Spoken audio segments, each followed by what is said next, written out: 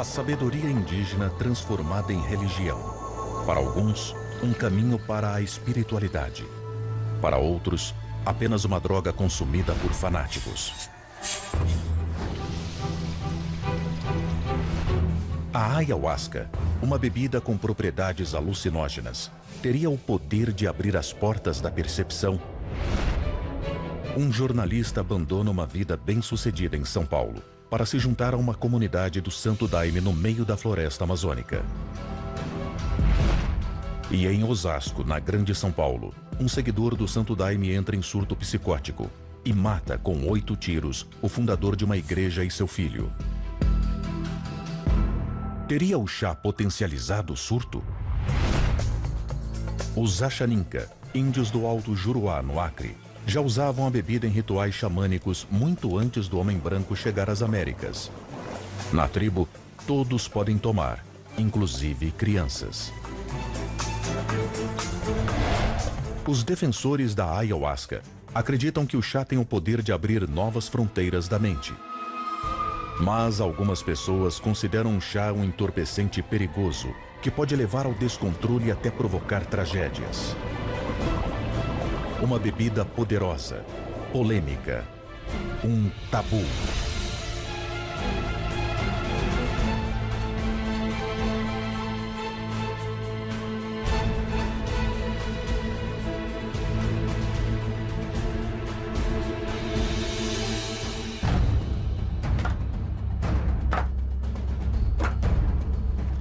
A ayahuasca é feita a partir do cozimento lento de um cipó, o jagube, com uma folha, a chacrona, ambas naturais da floresta amazônica.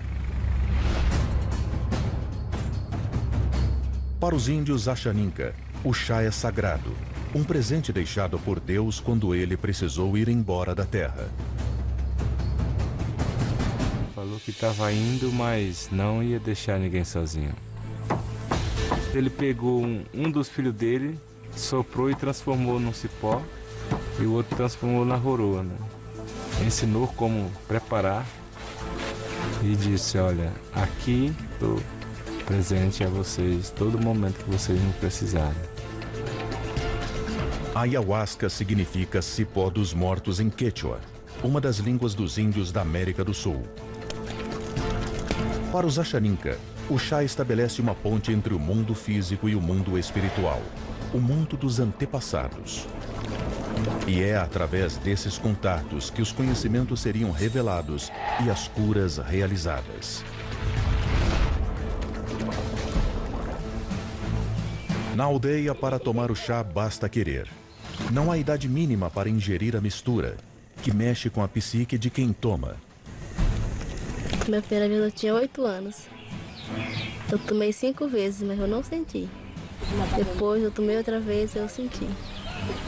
Assim, deu medo, mas aguentei. Foi muito bom. Assim, chegou assim uma coisa assim, gelando meu corpo, foi subindo. Aí vi assim uma coisa apertando. Aí deu aquela vontade de provocar e eu saí correndo pra provocar. Aí eu acabei de provocar, meu tio disse que era para limpar meu corpo. Quase 50% desta tribo tem menos de 15 anos. Para que a cultura não desapareça, desde muito novas as crianças aprendem a reconhecer as plantas, cortar, limpar e preparar a bebida. Mas além da chacrona e do jagube, os Axaninca misturam outras ervas medicinais, que aumentam a potência da ayahuasca. Os nomes e propriedades destas plantas são mantidos em segredo pelos xamãs. Ali a gente vê muita coisa, vê vários espíritos que já se foram, antigos. Eu vejo meus avós bem antigos quando eu tomo. Ele ensina a gente muitas coisas. Vem, entra no corpo da gente, cura, sai olhando coisa por coisa. O que é de ruim ele tira, fica só o que é bom. Mas será que as crianças compreendem o que dizem ver?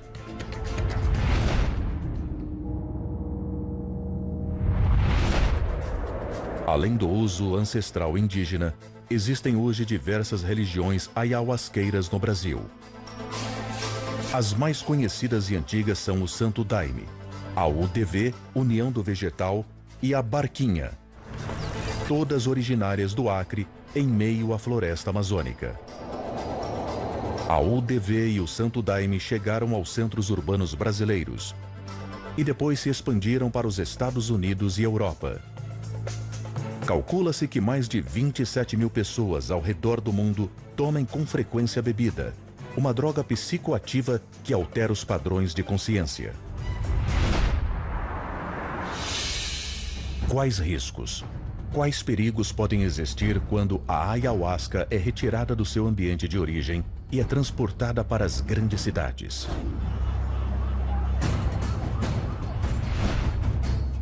Em março de 2010, o nome Santo Daime esteve ligado a uma tragédia: o assassinato do cartunista Glauco Vilas Boas e de seu filho Raoni.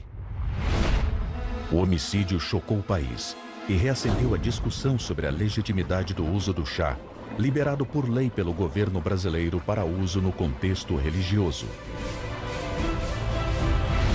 O crime aconteceu em Osasco, na Grande São Paulo, onde o cartunista vivia com a família. O condomínio é uma comunidade que cultua o Santo Daime, uma bebida feita a partir de ervas com propriedades alucinógenas. A gente perdeu um homem que sempre contribuiu para a cultura do nosso país. Em 1989, Glauco conheceu o Santo Daime.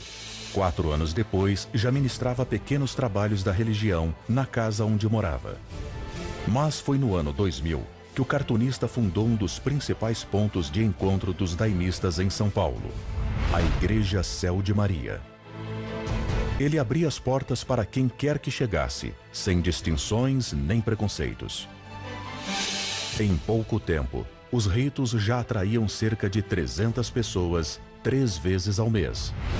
Um destes frequentadores viria a se tornar o assassino de Glauco e Raoni. Carlos Eduardo Sundfeld Nunes, réu confesso do crime, foi diagnosticado posteriormente como portador de esquizofrenia paranoide. Teria o chá o poder de potencializar um surto psicótico?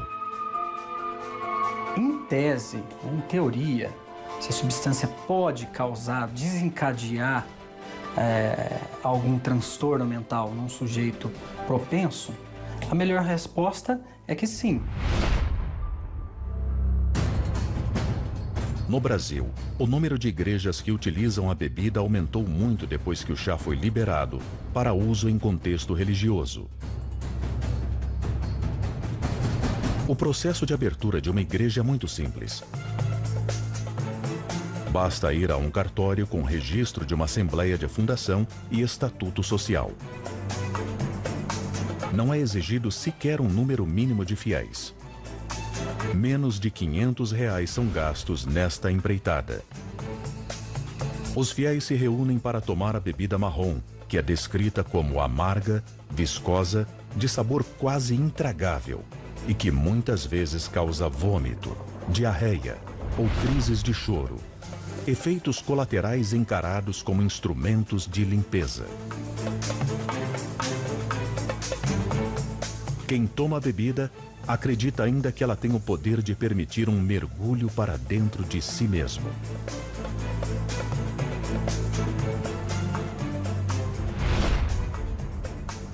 Divindade do vosso diletíssimo Filho, Vila Céu do Mapiá, Estado do Amazonas. expiação dos nossos pecados e do mundo inteiro. Cerca de 1000 pessoas vivem em torno do Santo Daime.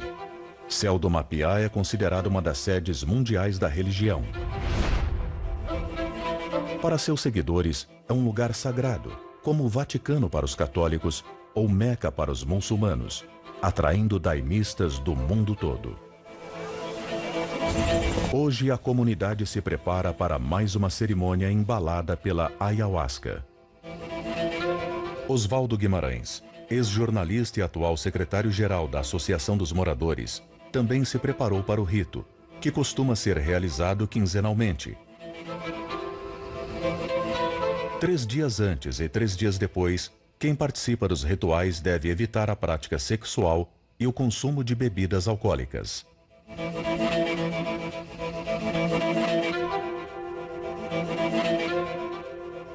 Serão muitas horas cantando e dançando ao som dos inários.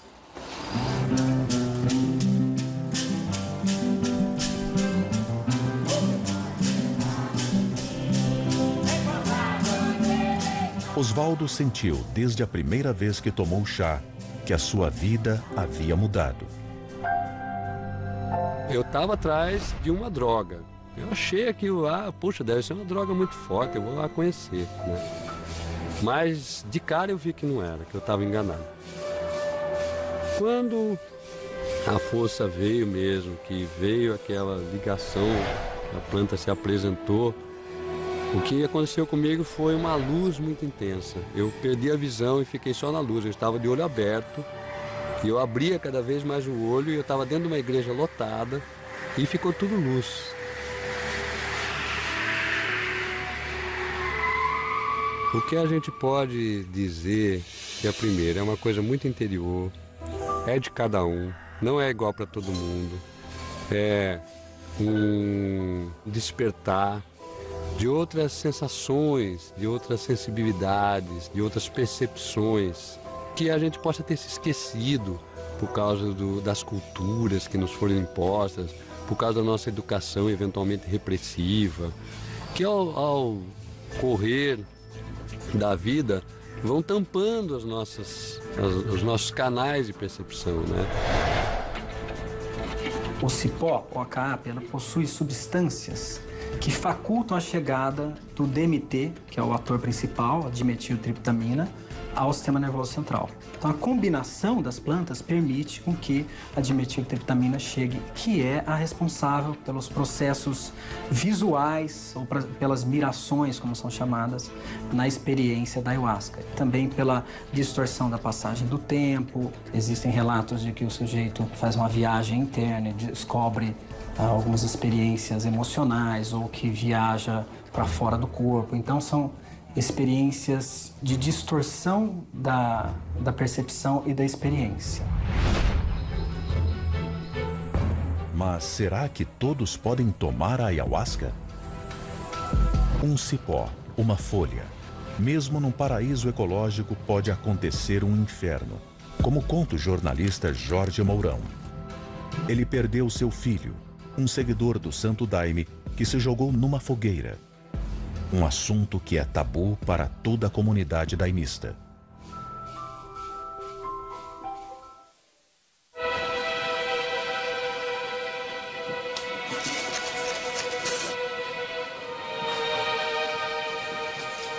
Segredos e polêmicas em torno de uma religião que usa um psicoativo na intenção de guiar seus fiéis em direção a Deus. E que nasceu da miração de um seringueiro.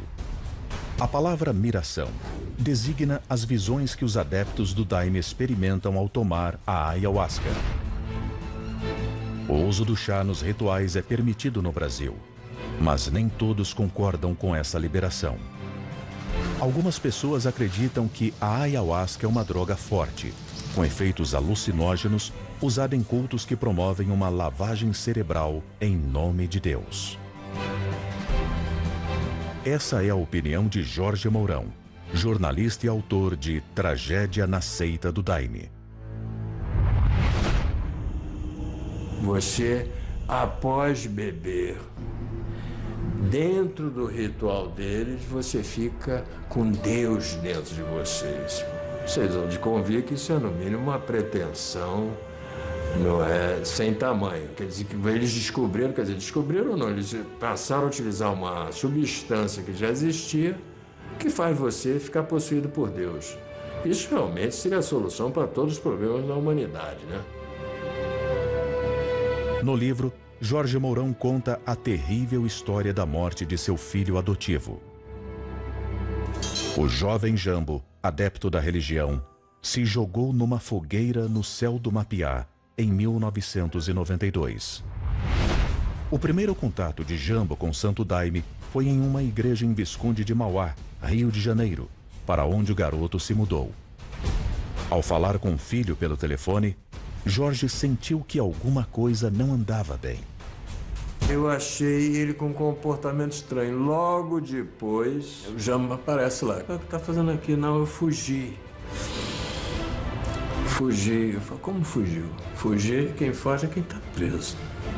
Aí ele me contou que ele estava sofrendo muitas restrições na seita. Apesar dos protestos dos pais, Jambo insistiu. Resolveu ir para o céu do Mapiá, onde imaginava encontrar os discípulos diretos dos fundadores do Santo Daime. Em Boca do Acre, última cidade antes de adentrar a floresta, Jambo ligou para o pai. Ele ligou. E foi a última vez que eu vi a voz dele. Pouco tempo depois, um membro do Santo Daime foi à casa dos pais e informou que Jambo tinha morrido. A versão é que ele teria se jogado numa fogueira.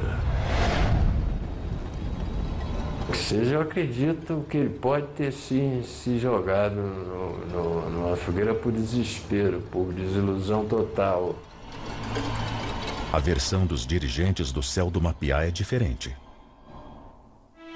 Num comunicado oficial, afirma-se que Jambo chegou à igreja de Visconde de Mauá trazido pela própria mãe. Segundo esta carta, ele apresentava um quadro vital bastante grave. Dependente químico, filho de pai biológico alcoólatra e esquizofrênico crônico. É dito ainda que após 1 ano e meio em Mauá, Jambo teria apresentado o que a carta define como condutas bizarras. As lideranças daimistas teriam avisado a família que desaconselhavam a viagem para o céu do Mapiá, pois acreditavam que o garoto precisaria de atendimento terapêutico especializado. Mas Jambo chegou na comunidade sem avisar. E antes que houvesse tempo para tomar qualquer providência, aconteceu o desfecho trágico. Eu não recomendaria a nenhum paciente tomar ayahuasca. Eu acho que, com base na evidência científica, se alguém procura ajuda, não há nenhum dado publicado que autorize um médico a recomendar a ayahuasca. Isso é importante de ser dito.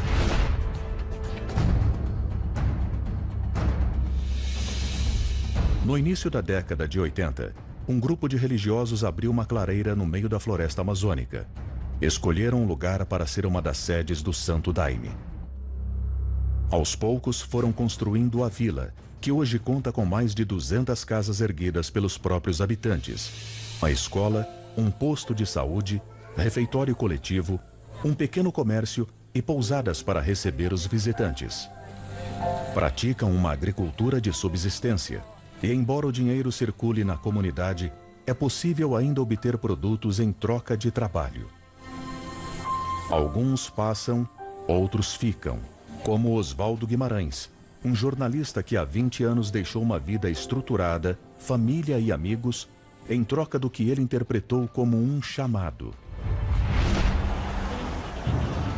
Eu morava na cidade de São Paulo, no centro de São Paulo, né? Eu tinha um apartamento, trabalhava como jornalista, assessorava sindicatos, políticos, fazia campanhas eleitorais, empresas, e tinha uma vida bastante agitada, né? Boa tarde, céu do Mapiá. Hoje, a partir das 7 horas da noite, na igreja, o inário do Padrinho Sebastião. E no começo realmente até me deu dúvidas. Poxa, eu larguei minha carreira, meu bom salário, meu bom apartamento, minha boa vida, para estar aqui ganhando um salário mínimo, ralando, suando debaixo desse calorão. Será que eu fiz o certo, né? Isso é um chamado interior, que é para cada pessoa. Então, se a pessoa receber um chamado interior, olha, você vai lá tomar aquela bebida que vai te ajudar, também não há quem remova ela disso. Hoje é dia de tomar o Daime. Para os adeptos, é mais um dia de reafirmar a fé na religião, de mais um trabalho de autoconhecimento, de encontro com Deus.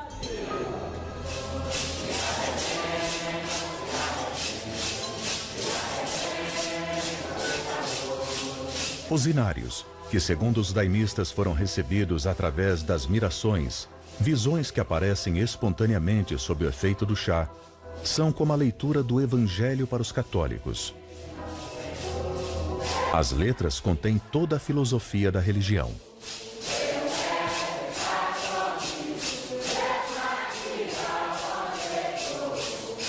No centro ficam os líderes da igreja, chamados de padrinhos e madrinhas. Os mais novos dançam a noite inteira. Permanecem em pé num bailado ritmado, 2 passos para a esquerda, 2 para a direita, dentro de um retângulo desenhado. É um exercício de disciplina que coordena mente e corpo, ordena o cérebro e molda o caráter, acreditam os daimistas. Crianças e pessoas mais velhas são autorizadas a se sentar. Mas todos têm que estar na força, que é como eles chamam o transe coletivo que a ayahuasca proporciona.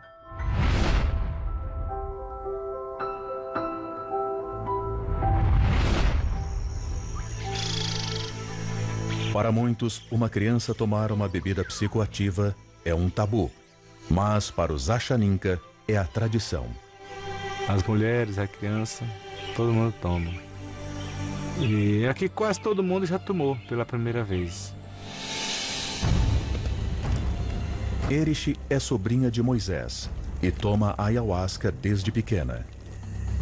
A mãe dela experimentou poucas vezes e prefere não tomar o chá, mas não impede que a filha faça sua própria escolha. Eu nasci para tomar ayahuasca, por isso que eu não parei mais de tomar. Tomo até agora, desde 8 anos. Até agora, tenho 14 anos e continuo tomando. Quero tomar até o dia que eu puder.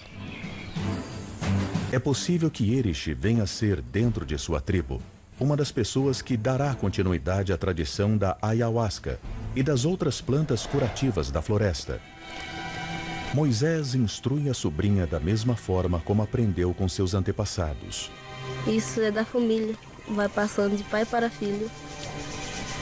Quando eu nasci, os meus tios já tomavam, a voz deles tinha ensinado para eles já. Isso vem há muito tempo atrás, muitos anos atrás. Sempre tem um pajé no meio de uma aldeia. Quando ele sente que já está indo, ele passa para outra pessoa. Nos rituais, as crianças ficam em volta do xamã. É ele quem guia, quem supostamente se conecta diretamente com as forças da natureza e com os ancestrais da tribo.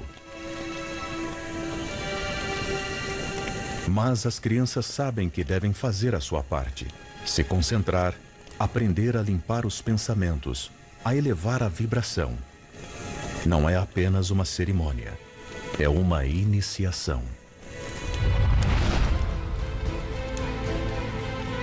Mas que efeitos pode ter uma forte bebida psicoativa na mente de uma criança ou de um adolescente com a psique ainda em formação? Poderia o uso frequente e prolongado do chá causar danos irreversíveis? Não dá para ter como parâmetro o que acontece no indígena, que tem uma outra cultura, né? Uma outra forma de lidar com o psiquismo, né? Com o homem urbano. Outras maneiras de acolher o sujeito quando doente, né? Então eu não acredito que sirva como parâmetro para comparação.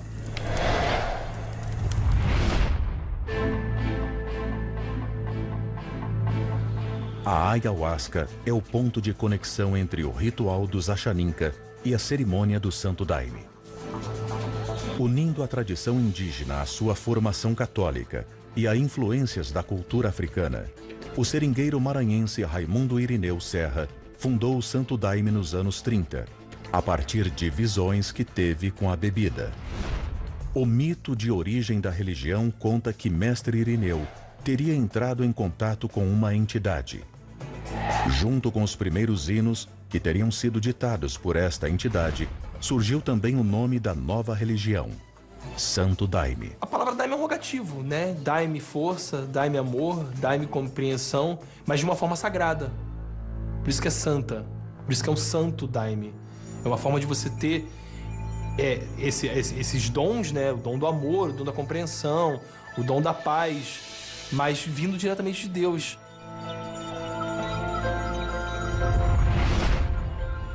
A preparação do chá do Santo Daime é feita por homens e mulheres em separado.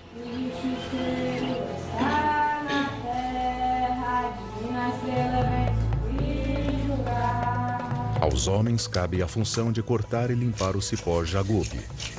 As mulheres separam as folhas da chacrona. Eles trabalham em silêncio.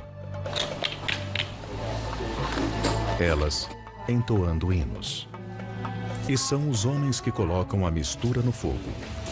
A produção no céu do Mapiá é intensa e concentrada. Muitos adeptos do Santo Daime procuraram a doutrina para se livrar da dependência do álcool ou das drogas.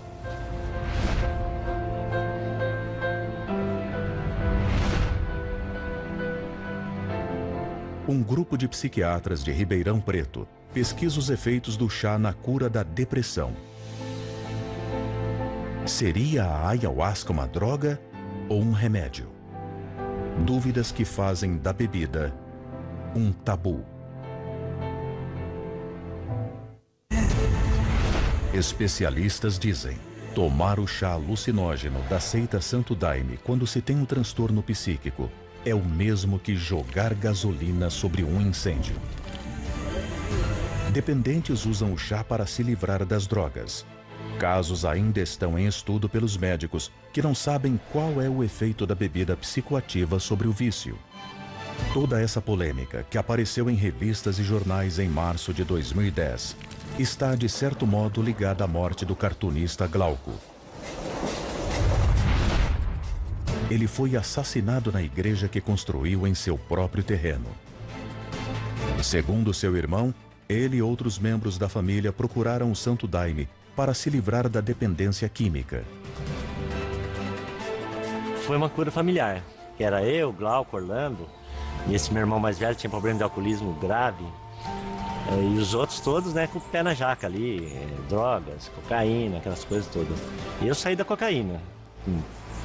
Tava com o pé atolado quando o Glauco me chamou.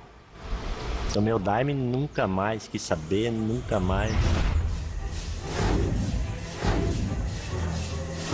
O Glauco curou muita gente, a ponto de pessoas no meio do trabalho entregar um tablete assim de quase meio quilo de crack para ele, assim, ó, lá na mesa. Ó, vim trazer para você.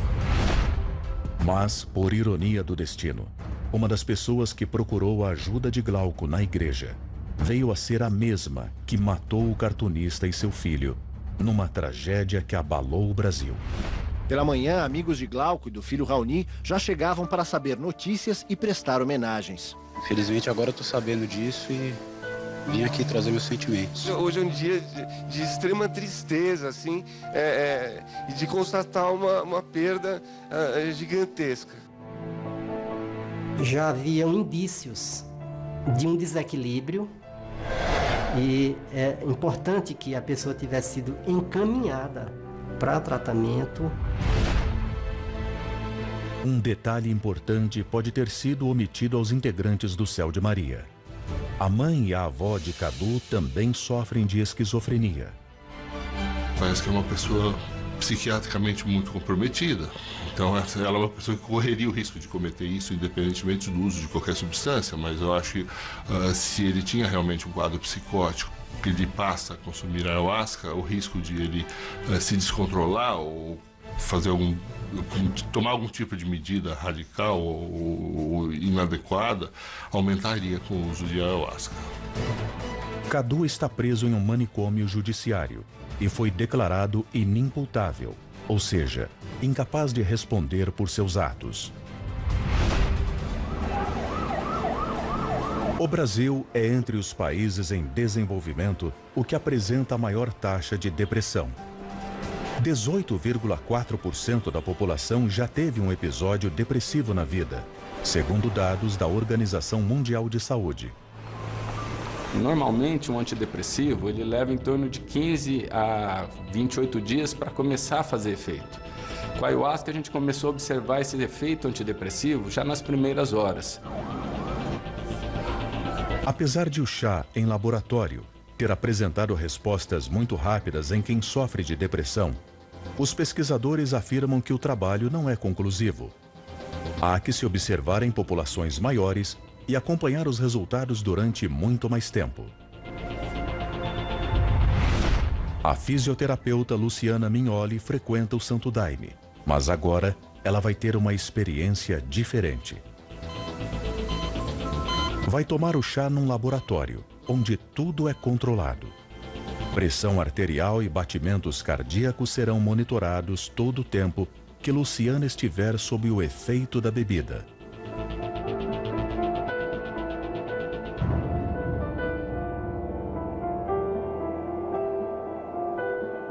É uma paz, assim, muito grande, muito grande.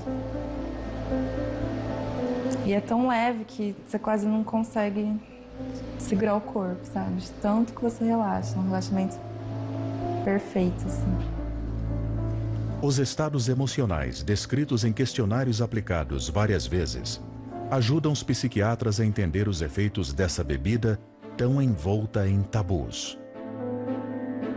Essa dose que eu tomei foi uma dose boa, não causou nenhum dano.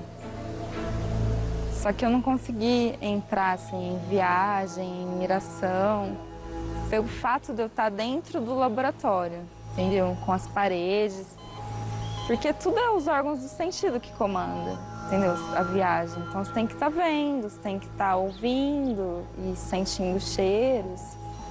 Aí que começa. Quando a gente faz o uso da ayahuasca em situações experimentais com pacientes e não com voluntários saudáveis, como era o caso dessa voluntária, né, aí também as sensações vêm de uma maneira mais intensa. E essa é uma das preocupações que nós temos quando as pessoas propõem o uso da ayahuasca para pessoas que têm condições médicas ou transtornos mentais. Isso deve ser feito com muita parcimônia em situações muito vigiadas para evitar essas sensações mais intensas que a ayahuasca pode provocar nessa população.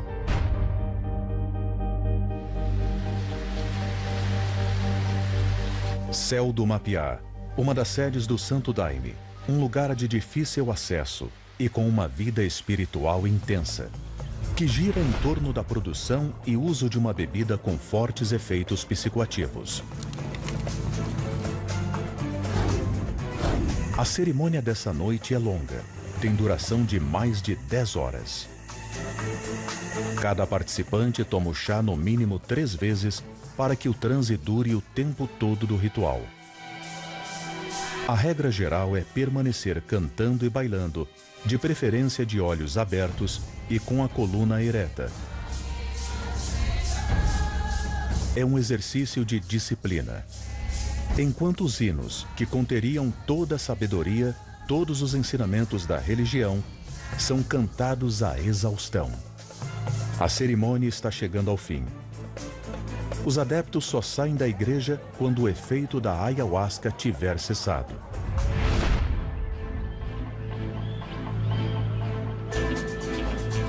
Mas o CONAD, órgão que regula o uso da ayahuasca no Brasil, não recomenda o uso do chá para pessoas que estejam tomando certos remédios de tarja preta, que poderiam interagir com a bebida. Por essa razão, e também para evitar que pessoas em condição psíquica delicada tomem a bebida, os adeptos do Daime fazem uma entrevista com aqueles que procuram a doutrina, uma espécie de triagem. Você está fazendo algum tipo de tratamento, tomando algum tipo de remédio? Nenhum. Mas como descobrir por um questionário se a pessoa é ou não portadora de uma doença psíquica? Já consumiu algum tipo de droga? Muitas vezes, nem ela mesma sabe, o que faria do questionário uma mera formalidade.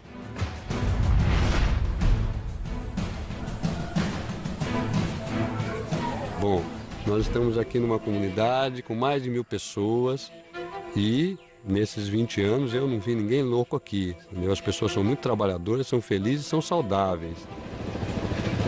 O importante é que se tenha uma vigilância contínua e que as próprias igrejas elas se associem a comunidades científicas. Existem médicos que participam de religiões que usam a ayahuasca, ou seja, para que se faça estudos contínuos de segurança, né? E à luz dos novos dados, que se conheça melhor quais são as aplicações ou os possíveis riscos. Não é só a comunidade científica que olha com cuidado a administração da bebida. Os índios são cautelosos na hora de oferecer o chá para quem aparece na tribo.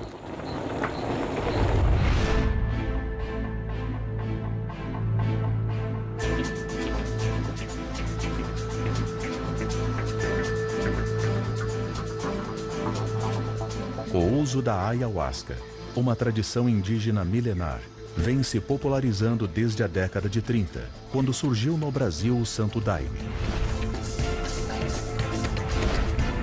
Os Axaninca, que vivem num local de difícil acesso em meio à floresta amazônica, têm recebido cada vez mais visitantes interessados em conhecer essa tradição xamânica na fonte. Mas Moisés, um dos xamãs da tribo, tem consciência dos riscos que envolvem a popularização do uso desta bebida, que para eles é sagrada. Nós não damos nossa ayahuasca também para qualquer pessoa beber. Lá, sim, junto com nós, né? Porque nós sabemos como guiar tudinho.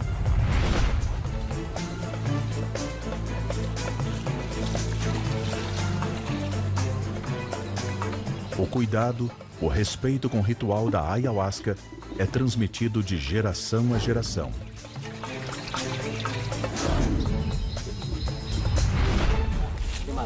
Nós vamos plantar uns pés, porque nós, quando nós tiramos, normalmente nós plantamos já um bocado de pé a mais, né? Vai multiplicando.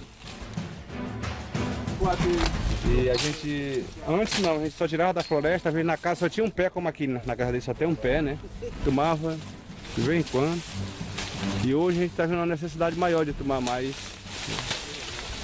A gente está vendo também que tem mais pessoas que precisam ser curadas também.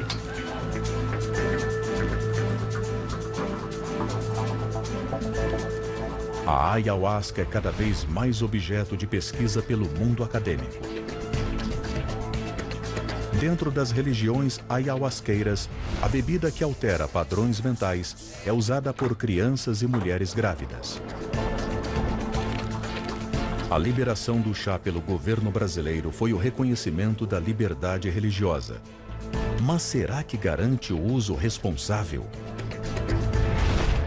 Dúvidas que fazem da ayahuasca um tabu.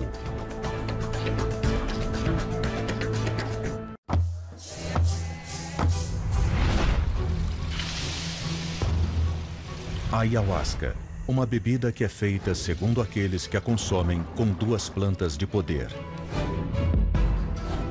Teria o poder de revelar, o poder de purificar, o poder de curar. Mas o forte efeito do chá, que pode produzir visões, vômitos e estados emocionais intensos, faz com que a ayahuasca seja considerada um tabu. No Brasil, o chá é liberado apenas para uso religioso. Ele não deve ser objeto de propaganda e é proibido comercializar a bebida. Existe uma lei que assegura a liberdade de culto religioso. E é em cima disso que, juntamente com a fundamentação científica da falta de evidências de um prejuízo, de um dano decorrente do uso de ayahuasca, se sanciona esse uso religioso.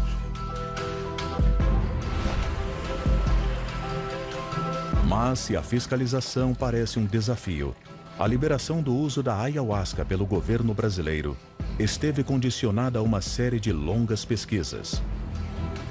As conclusões se baseiam em uma série de estudos de diversas áreas do conhecimento, antropológicos, sociológicos, médicos, psicológicos, que mostram, que apontam que o uso dentro de um contexto ritualístico é um uso protegido, um uso que não teria problemas. Um estudo feito pela Universidade Federal de São Paulo, com colaboração científica da Universidade da Califórnia, revelou resultados surpreendentes do uso da ayahuasca por crianças e adolescentes. esse uso de ayahuasca pelas mães desde a gravidez ou desde a infância ou desde de uma idade muito precoce não provocou alterações significativas nessas pessoas. A gente inclusive encontrou que o grupo que usava ayahuasca tinha menos transtornos de atenção e as meninas tinham menos problemas de imagem corporal do que o grupo de comparação. Então a gente só identificou efeitos benéficos. Há estudos laboratoriais com ratos feitos na Faculdade de Ciências Farmacêuticas da USP, que mostrou que em doses 5 a 10 vezes maiores do que a utilizadas nos rituais religiosos em seres humanos, em doses equivalentes a 5 a 10 vezes mais, poderia causar diminuição do peso ao nascer, eventualmente alguma osteopatia. Mas esses dados são preliminares, enfim, ainda não está avalizada, não está garantido que assegure em gestantes ou em crianças, enfim. Os grupos ayahuasqueiros não aceitam a classificação do chá como sendo alucinógeno.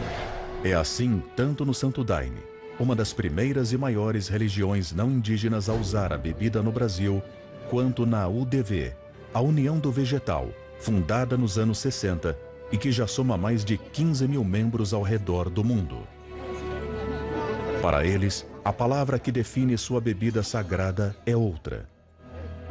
Um grupo de etnobotânicos, da Califórnia se reuniu para pensar numa terminologia que não tivesse uma carga pejorativa, como tem esse termo alucinógeno, e esse grupo propôs o termo enteógeno, que a tradução aproximada seria Deus dentro, quer dizer, é uma experiência de lucidez e não é uma experiência alucinatória.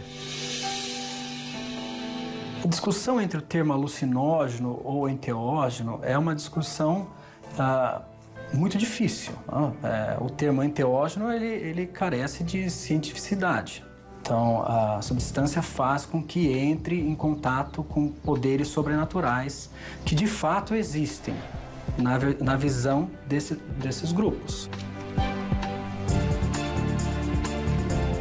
Se no futuro houver estudos apontando para um efeito antidepressivo ou anti-ansiedade seguro, então isso vai mudar o modo como a sociedade vê a substância. Os estudos disponíveis de segurança, eles contam com amostras relativamente pequenas.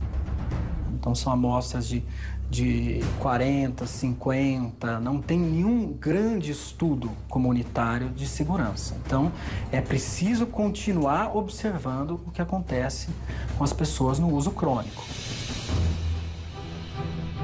A busca pelos entendimentos dos mistérios da vida acompanha o homem desde o início do mundo. A religião é um terreno polêmico que lida com a subjetividade, com os questionamentos sobre a existência humana. E se uma doutrina utiliza uma substância ainda pouco conhecida que altera o estado de consciência na intenção de se conectar com o divino, ela se torna um tabu.